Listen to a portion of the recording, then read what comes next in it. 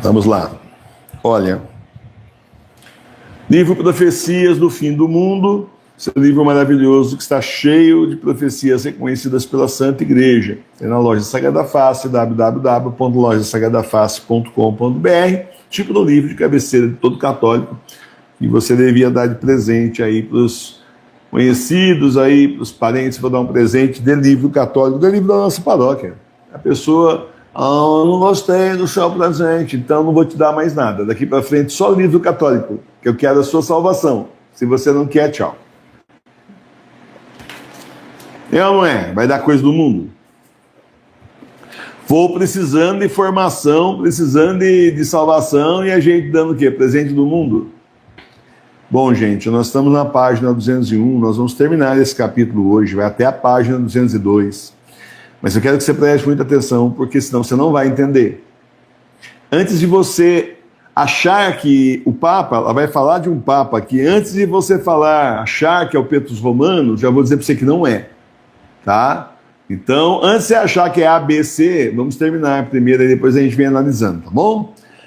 Então vamos lá, a profecia da beata Ana Catarina Medici, revelação de Jesus a ela. Mostrou muita coisa que ia acontecer, mas só que ela, vamos ver se aparece aqui, não aparece a data dela, mas ela é lá atrás, né? Então muita coisa já aconteceu, e outros vão acontecer ainda, claro.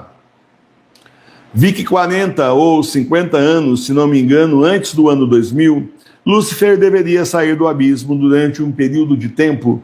Então eu vi uma mulher cheia de majestade avançar na grande praça que estava em frente à igreja.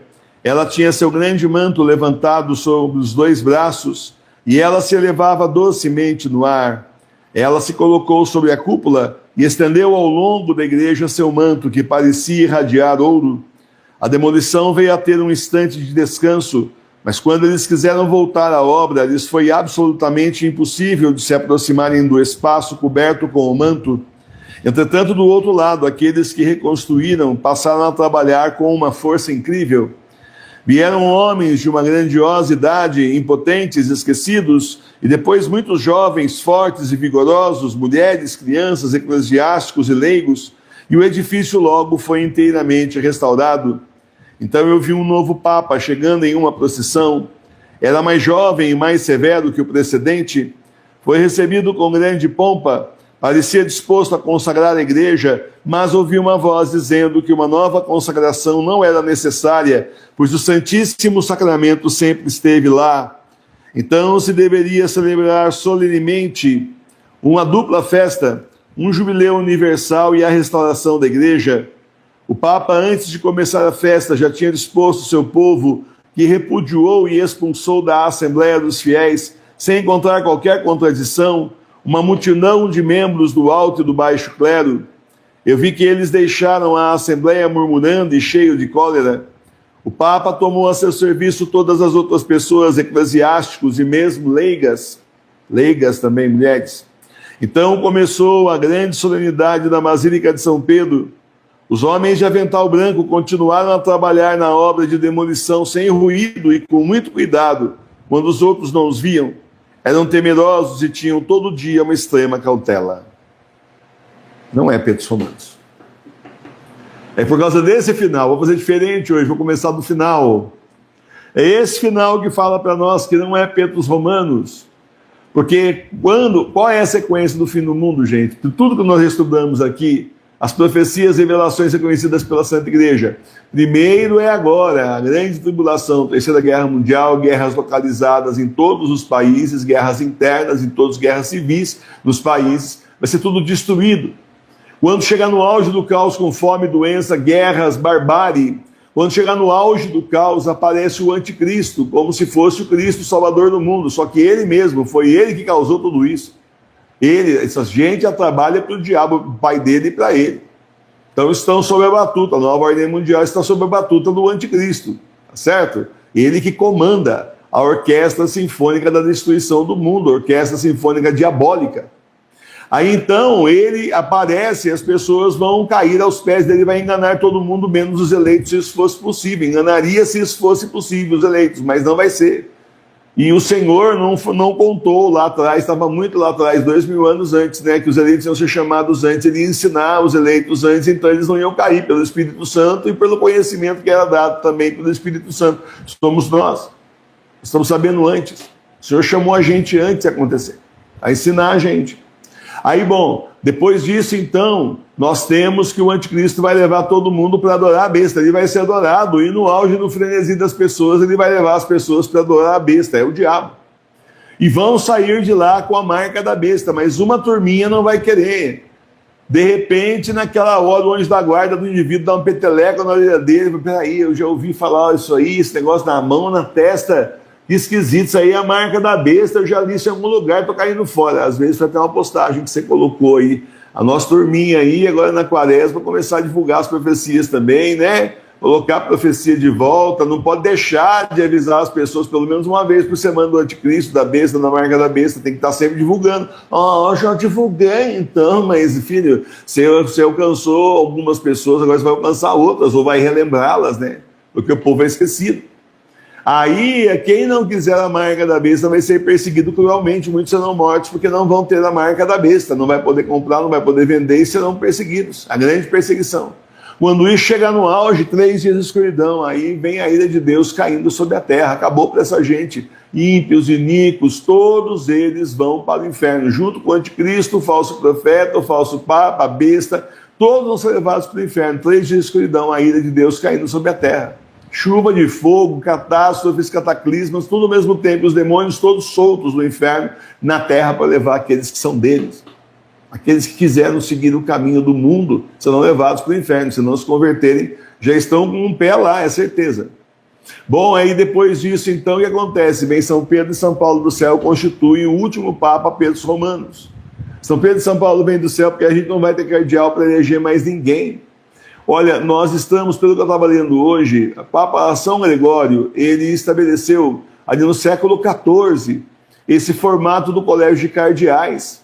E eles simplesmente tinham que se juntar e tinham que eleger um novo Papa, e não saíam de lá enquanto não elegessem um novo Papa. Eles iam ficar lá no consistório, lá, enfim, lá justamente até eleger um novo Papa. Não interessa tanto a nomenclatura, interessa saber que estão reunidos lá e não saem enquanto não escolheram um novo Papa.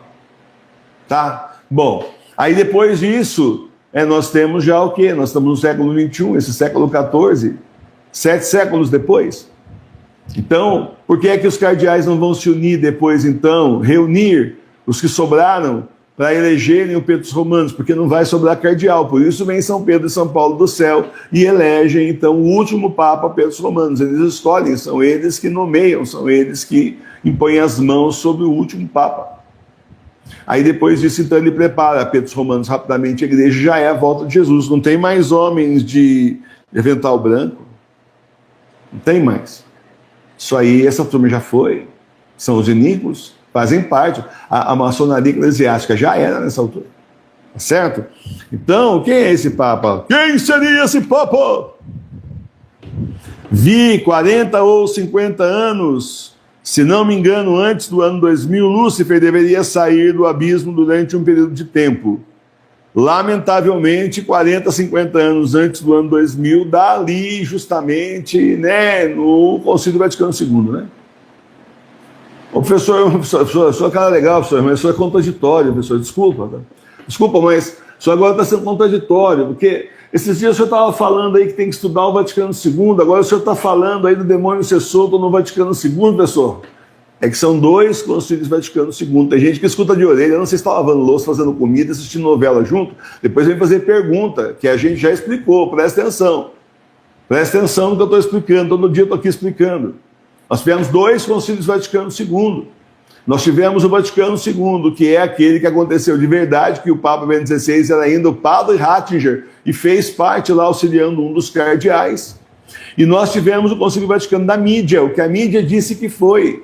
É assim, tem o papado, o pontificado, justamente do Bento XVI, que foi, e o que a mídia diz que foi. Tem o professor Emílio, o que ele é e o que a mídia diz que ele é. A mídia aí, bom, essa já não é a grande mídia, porque o contra mim o negócio é meio velado, que é para não dar luzes para mim, porque eles sabem que aqui é a igreja de Cristo. O Senhor trouxe a igreja dele justamente para as nossas casas, eles sabem disso, então não dão visibilidade. Tem o que a mídia fala, tem o que é verdade. Infelizmente, quanto mais o tempo passa, mais a mídia não fala a verdade, entenda? E isso não é de hoje, né?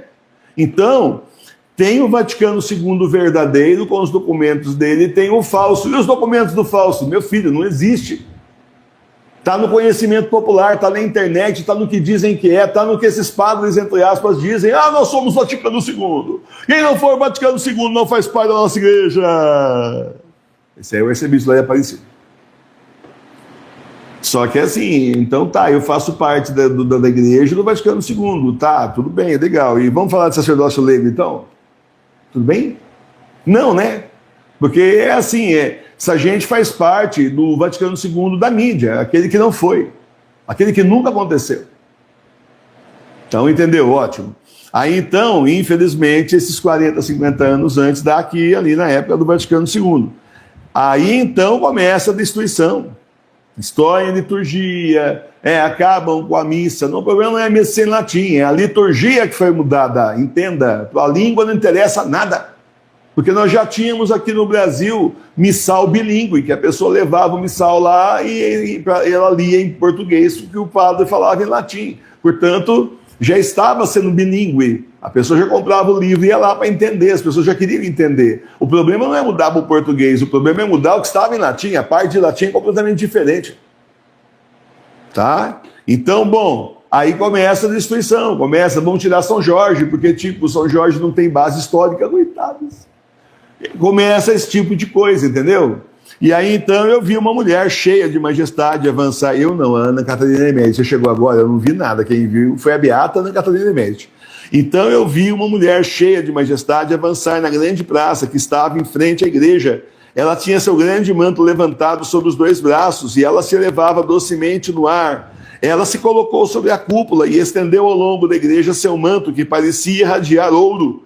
A demolição veio a ter um instante de descanso, mas quando eles quiseram voltar à obra, os destruidores, lhes foi absolutamente impossível de se aproximarem do espaço coberto com o manto.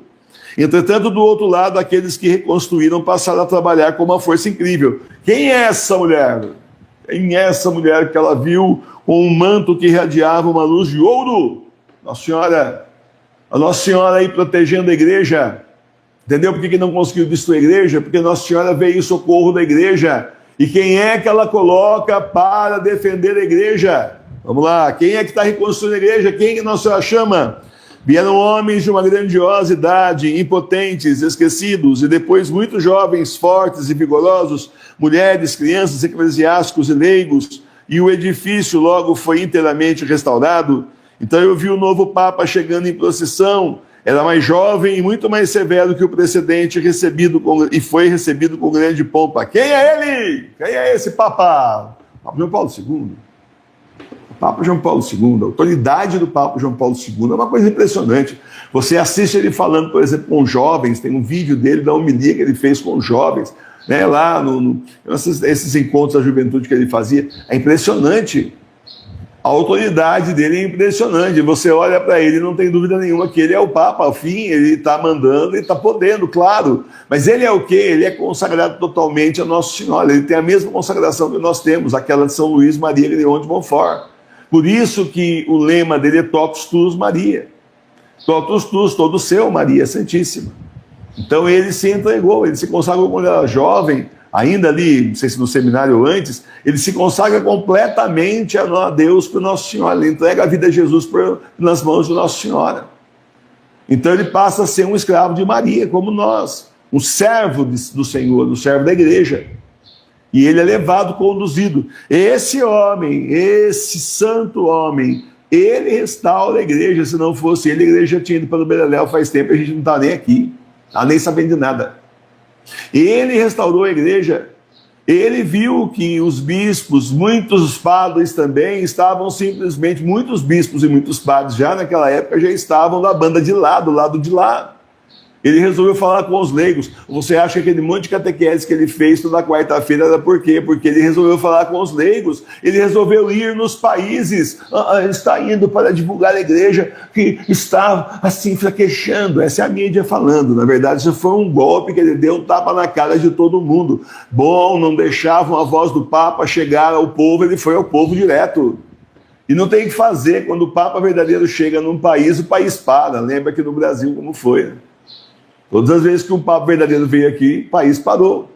Então, muito bem, ele foi ao encontro dos leigos e incentivou e permitiu aqueles movimentos todos. Antigamente a gente tinha o quê? Shalom, era quase nada, né? Tinha um outro lá, agora me fala o nome. Depois começou a aparecer um monte de outros movimentos. E ele só incentivando, lançou até um documento para os bispos, dizendo que os bispos tinham obrigação de auxiliar e, inclusive, coordenar ali, fiscalizar tudo mais, mas eles tinham obrigação de acolher esses movimentos.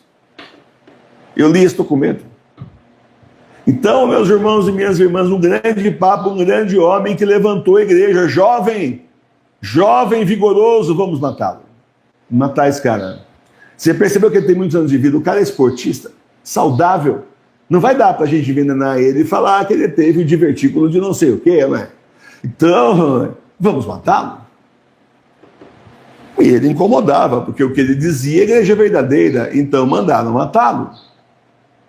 E ele sofreu que ele tinha tentado bárbaro no dia de Nossa Senhora de Fátima, e ele disse que Nossa Senhora o protegeu, porque por coisa de meio centímetro, que a bala pegasse um pouquinho do lado, ele estava morto. O indivíduo deu um tiro nele a queima-roupa. Bom, meus irmãos, e ele continuou vivendo e continuou levando a igreja à frente e derrubou a teologia da condenação, vulgo teologia da libertação não tem nada, é condenação, e simplesmente continuou levando a igreja, os leigos à frente, movimentando a Santa Igreja, olha, até o final. Dizem que o Papa João Paulo II tinha uma carta de renúncia já escrita. Mentira, né? Se tivesse, virava peça de museu, valia milhões. Isso é coisa da mídia. Você vai pela conversa da mídia, é tudo o contrário do que eles falam. Certo? Então ele é o Papa que levantou a igreja. Aí então, olha só, parecia disposto a consagrar a igreja, mas ouviu uma voz dizendo que uma nova consagração não era necessária, pois o Santíssimo Sacramento sempre esteve lá. Nessa hora, nesse tempo, ainda tinha o Santíssimo Sacramento lá. Aviltado, pisado. Vocês viram um pouco aqui atrás, alguns dias atrás que a gente estava lendo, né, que era como se eles pegassem o menino Jesus e com a pátena sangrentamente partissem o menino Jesus em pedaços. Pátena é aquele pratinho que era coroinha, né? Passava quando o padre dava a comunhão, a gente então punha embaixo aqui do queixo da pessoa, porque sempre quando o padre levantava a hóstia, ia levar a hóstia, alguma fagulhinha podia cair. E como cada fagulhinha é o corpo de Cristo, quando tinha consagração, então cada fagulhinha do corpo de Cristo, então aquilo era recolhido. Com todo o respeito do mundo, a adoração do mundo ao corpo de Cristo. Depois o padre ia lá, e então colocava as partículas dentro do cálice, aí ele misturava, põe um pouco de água, de vinho, misturava e tomava. Porque para não se perder nenhum pedacinho do corpo de Cristo, que é sacrilégio. Blasfemar contra o corpo de Cristo. Eu tenho a impressão que hoje em dia as hóstias, elas... Bom, até quando a gente ia na igreja, eu tenho a impressão que mudou a fórmula também da fabricação da hóstia, porque depois eu não via mais essas partículas caindo. Lá atrás, quando eu era criança, era coroinha, eu via. Mas depois eu não via mais caindo. Então, eu acho que mudou, né? De repente, a fabricação mudou já para não desfacelar e, enfim, né? Coisas da tecnologia aí. Bom, na parte aí da fabricação do pão, né? Bom, você já entendeu. Então, lá ainda estava o Senhor aviltado, mas ainda estava. É o contrário de hoje. Hoje não está mais. Porque ela tem uma outra profecia que ela diz que vai acontecer isso, que não vai ter mais o Santíssimo Sacramento e que vai ser tão e tão somente um pãozinho. Afinal das contas, esse pessoal está todo excomungado. E uma pessoa excomungada não pode consagrar nada, ele não podia nem estar entrando na igreja, você quer saber? Nem para ser gandula lá, nem para ser faxineiro, nada. Não podia nem pôr o pé na soleira. Quem está excomungado não pôr o pé na soleira da porta, você lá no portão não pode. Cai fora, fica aí fora, fica na calçada. Dá para limpar a calçada? Porque a gente não quer excomungado aqui. Certo? Bom, então ainda tinha o Santíssimo Sacramento. Aí deveria fazer uma dupla festa, jubileu universal, restauração da igreja. Bom, e aí a gente chega de novo. Foi esse pessoal expulso. Essa é uma parte que é mais complexa de explicar. Antes de começar a festa, já tinha disposto seu povo, que repudiou e expulsou a Assembleia dos Fiéis, sem da Assembleia dos Fiéis uma multidão de membros do alto e do baixo clero, ou seja, cardeais, bispos e padres, quiçá diáconos aí talvez, né? e vi que eles deixaram a Assembleia murmurando e cheios de cólera. Bom, o Papa João Paulo II excomungou uma turma aí, essa é a verdade. Ele excomungou sim uma turma aí. Talvez seja isso que ela viu, tá certo? O Papa tomou a seu serviço todas as outras pessoas, eclesiásticos e mesmo leigas. Não é com o Papa João Paulo II que a gente começa a ver mulher fazendo leitura e o pessoal cede vacante, que absurdo, tem que ser homem, sempre foi homem.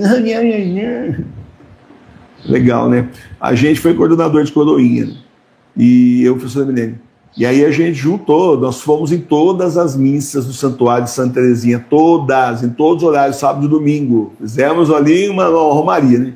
Todo sábado, domingo, todos os horários a gente foi, convidando o pessoal a ser coroinha. Apareceram quantos meninos? A maioria era menina. Tinha pouquíssimo menino interessado, 2, 3. O resto, uma renca de mocinha, menino e mocinha. Eu vou falar o que para ela? Sentam, mãe, vocês não podem servir ao altar? O Papa João Paulo II permitiu o fim de papo. Ele sabe o que ele está fazendo. Homem inspirado pelo Espírito Santo, a gente não discute com o Papa. O verdadeiro, não. O falso, a gente discute mesmo, mas com o verdadeiro, não. E olha aqui na visão o que ia acontecer. Tomou a seu serviço outras pessoas eclesiásticos e mesmo leigas.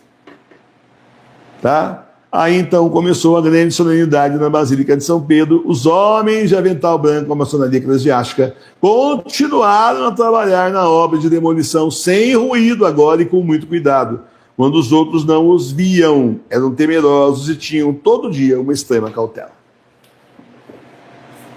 Fechou? Fechou o raciocínio?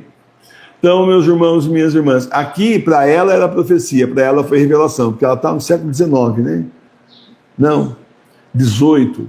Bom, ela está lá atrás. Aqui em outro lugar tem a data dela. Então, para ela era profético, ia acontecer. Para nós já aconteceu. Sujeito desavisado que não entende o que está acontecendo na igreja, não sabe nada, olha isso daqui e fala, tá vendo?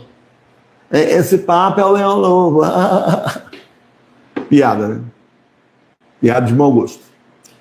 Então, meus irmãos, nós estamos na outra parte das visões, porque ela ia falando, tem impressão também, e como ela ia tendo visão, ela ia falando, o rapaz ia marcando. Bom, eu não sei se as visões eram desencontradas, ou se ela lembrava, ou se o rapaz marcava desencontrado, enfim, o escritor lá que reuniu todas as visões que ela foi contando. Então, mas o fato é que nós temos uma outra profecia para trás aqui, que diz que mais à frente já, e aí nós não teríamos mais sacramentos, é um curto período de tempo, nem papa válido, nem sacramento válido. É esse período que nós estamos vivendo. Para nós não parece curto, a gente não sabe nem quando vai terminar, né, exatamente, tem umas ideias aí, né?